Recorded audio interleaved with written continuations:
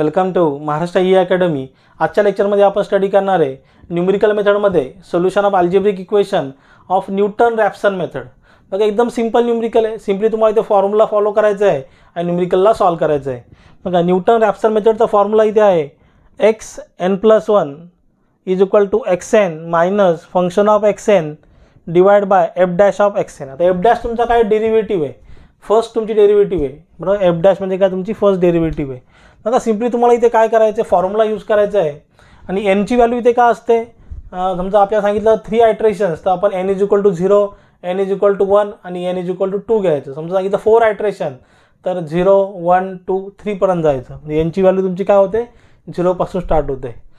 बघा असेच तुम्हाला पुढच्या येणाऱ्या व्हिडिओचे अपडेट हवे असतील तर आपलं जे टेलिग्राम चॅनल आहे Maharashtra e academy, Telegram channel तुम्ही जॉईन करा, त्याची लिंक तिथे डिस्क्रिप्शनमध्ये अवेलेबल आहे। बघा न्यूमेरिकल सॉल्व करू। 2011च्या एक्झाममध्ये आलेलं आहे। Using Newton Raphson method find the root of equation s³ - x - 1 = 0 by taking initial root 1 carry out 3 iterations. बघा इथे इनिशियल रूटला बघा मी हायलाईट केलेलं आहे। बघा इनिशियल रूटची व्हॅल्यू तिने आपल्याला किती दिलेली आहे 1 दिलेली आहे। बघा आता विदाउट इनिशियल रूटवाला सुद्धा आपण एक न्यूमेरिकल सॉल्व करू।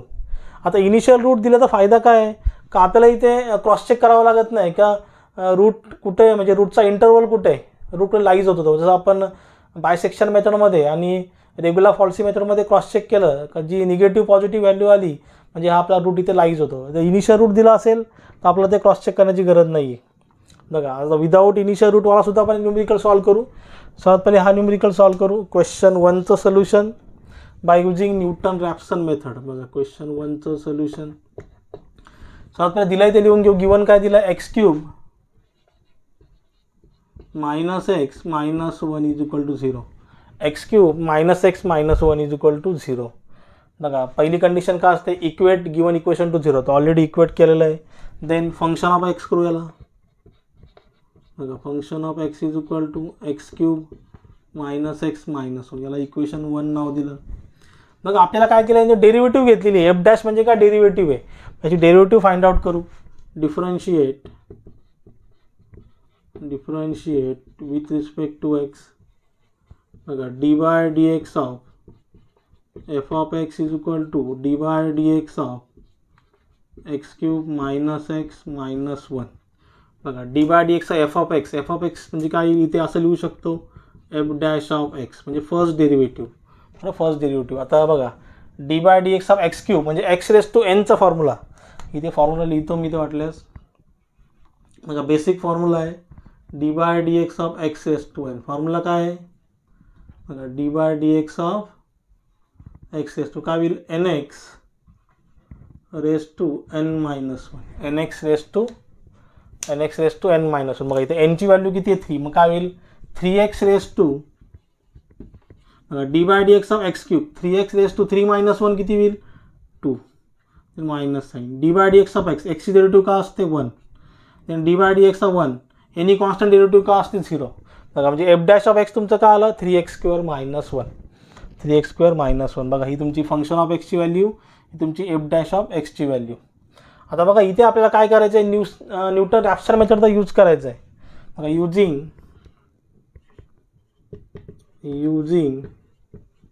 न्यूटन रॅप्सन मेथड फॉर्म्युला आपला काय xn+1 = xn minus f of xn divide by f dash of xn। बघा xn तुमचा इथे आहे तसाच मायनस साइन।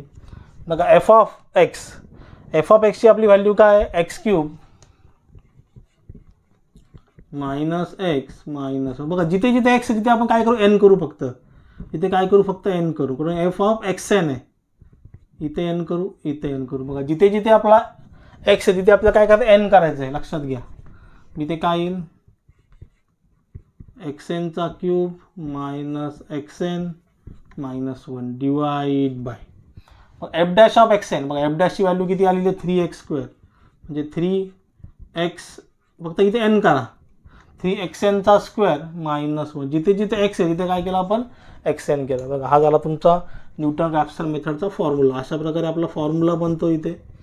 आता ही व्हॅल्यू तुम्ही डायरेक्टली यूज केली तरी चालेल किंवा याला सिम्प्लिफाय केलं तरी चालेल. हे टोटली तुमच्यावर डिपेंड आहे. याला सिम्प्लिफाय केलं तर तुम्ही पुढचं कॅल्क्युलेशन इझी होतं आहे. बघा याला मी सिम्प्लिफाय करतो सर्वात पहिले, म्हणजे आपल्याला पुढचं कॅल्क्युलेशन इझी होऊन जाईल. बघा xn+1 इथे आहे तसंच. आता याचा LCM घेऊ. बघा आता LCM घेतो याचा. आता याच्या डिवाइडला इथे काय नाही म्हणजे काय असणार 1 असणार. xnच्या डिवाइडला काय नाही म्हणजे काय असणार 1 असणार. आता बघा 3xn² - 1 इंटू 1 काय होईल सेम व्हॅल्यू होईल 3xnचा स्क्वेअर मायनस 1. आता इकडे क्रॉस मल्टिप्लाय करू. 3xnचा स्क्वेअर इंटू xn काय होईल 3xnचा cube then minus sign 1 into xn काय होईल xn. बघा देन इकडे क्रॉस मल्टिप्लाय करू 1 ने मल्टिप्लाय करू मध्ये मायनस साईन आहे 1 इंटू मायनस xn³ काय होईल मायनस xn³. मायनस मायनस काय होईल इथे प्लस xn. बघा 1 ने मल्टिप्लाय केलं ही सेम व्हॅल्यू राहते 1 into xn³ then 1 into xn 1 into 1. फक्त काय होईल ही मायनस साईन इथे काय होईल इथे प्लस साईन आहे प्लस मायनस काय होईल मायनस मायनस काय होईल प्लस मायनस काय होईल प्लस आणि मायनस काय होईल प्लस 1. आता असं सिम्प्लिफाय केलं तर चालेल, नाही केलं तरी काही इश्यू नाही आहे. याला डायरेक्टली तुम्ही ते यूज करू शकता. पण सिम्प्लिफाय केलं तर फायदा काय आहे का पुढे व्हॅल्यू पुटअप करणं इझी जातं आहे. आता बघा xn+1 इज इक्वल टू डिनॉमिनेटरला तुमचं काय आहे 3xnचा स्क्वेअर मायनस 1. आता बघा इथे कॅन्सलेशन काय होतं आहे. बघा हा positive xn negative xn get cancel. Then 3xn³ minus 1 इथे काय ना म्हणजे काय असणार 1xn³. 3मधनं 1 गेला राहिला काय 2xn³. बघा या 3मधनं 1 गेला 3xn³ मायनस इथे काय ना म्हणजे काय असणार 1xn³.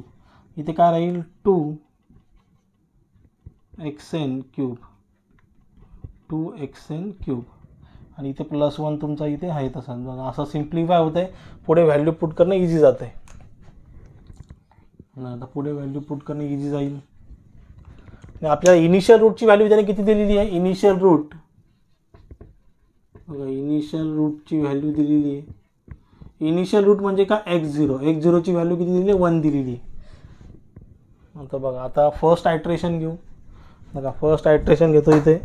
त्यांनी सांगितले 3 आयट्रेशन करा म्हणून इथे. बघा फर्स्ट आयट्रेशन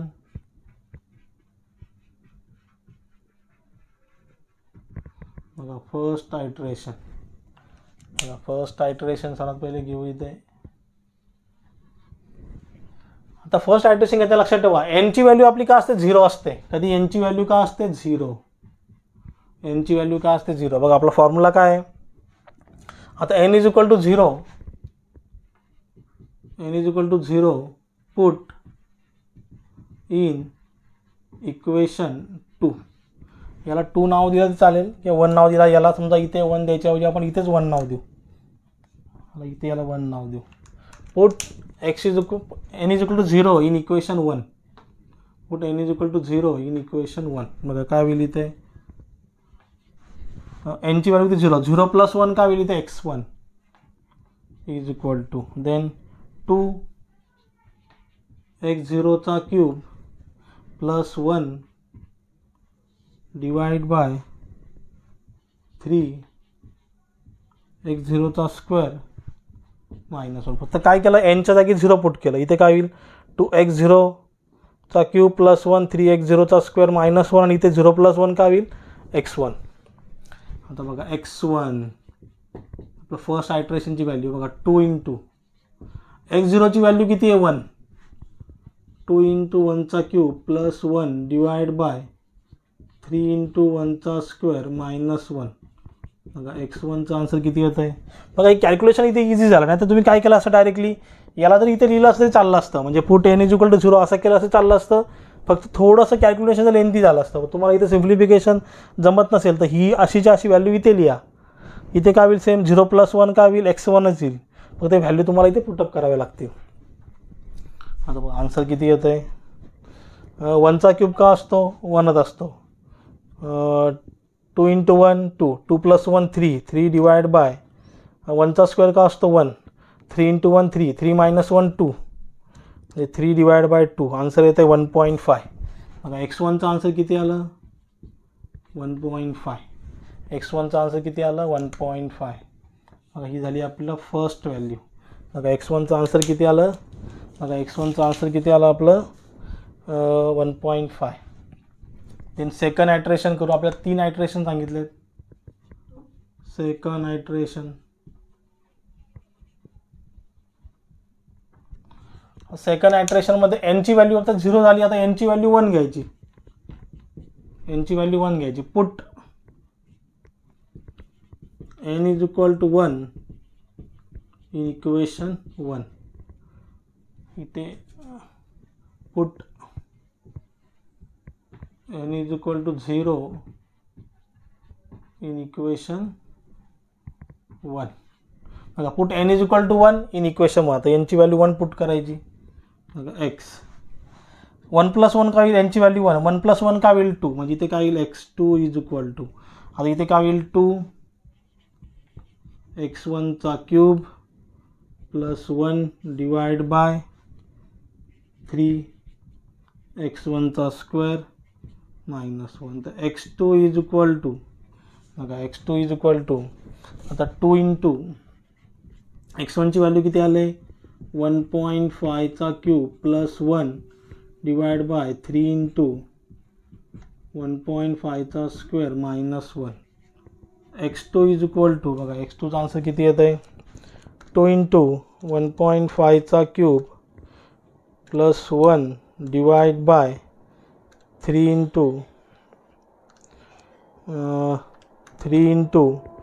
1.5चा स्क्वेअर -1. आन्सर येते 1.347. पॉईंट नंतर 3 डिजिट तरी यूज करा. 1.347. x2चा आन्सर किती आलं 1.347. बघा हे झालं सेकंड आयट्रेशन. देन थर्ड आयट्रेशन करू. बघा थर्ड आयट्रेशनला बघा एनची व्हॅल्यू किती झाली 0 झाली 1 झाली. आता एनची व्हॅल्यू किती असेल 2. एनची व्हॅल्यू किती असेल 2. बघा पुट n = 2 इन इक्वेशन 1. बघा इथे इम्पॉर्टंट काय आहे तुमची डेरिव्हेटिव्ह रॉंग नाही झाली पाहिजे. कारण डेरिव्हेटिव्हच्या बेसवरतीच हा आपला फॉर्म्युला बनतो आहे. बघा इथे पुट केलं एनची व्हॅल्यू किती आहे 2 2 + 1 का होईल 3. इथे काय येईल x3 = इथे काय येईल 2x3चा क्यूब + 1 डिवाइड बाय 3x3चा स्क्वेअर -1. बघा x3ची व्हॅल्यू 2 × x3 सॉरी एनची व्हॅल्यू किती पुट करायची आपल्याला 2 पुट करायची. इथे 2 येईल. इथे व्हॅल्यू किती येईल 2. बघा x3 एनची व्हॅल्यू किती आहे 2 + 1. इथे काय येईल x3. इथे काय येईल x2चा क्यूब + 1 इथे 3x2चा स्क्वेअर -1. एनची व्हॅल्यू किती आपली 2 आहे. आता बघा x2ची व्हॅल्यू किती आहे 1.347 त्याचा क्यूब + 1 डिवाइड बाय 3 × 1.347 त्याचा स्क्वेअर -1. बघा x3चा आपला आन्सर किती येत आहे 2 × 1.347 त्याचा क्यूब + 1 डिवाइड बाय 3 × 1.347 त्याचा स्क्वेअर -1. आन्सर येते 1.325. 1.325. बघा हे झालं आमचं फायनल आन्सर. किती झाले 3 आयट्रेशन झाले आपले. The approximate root of equation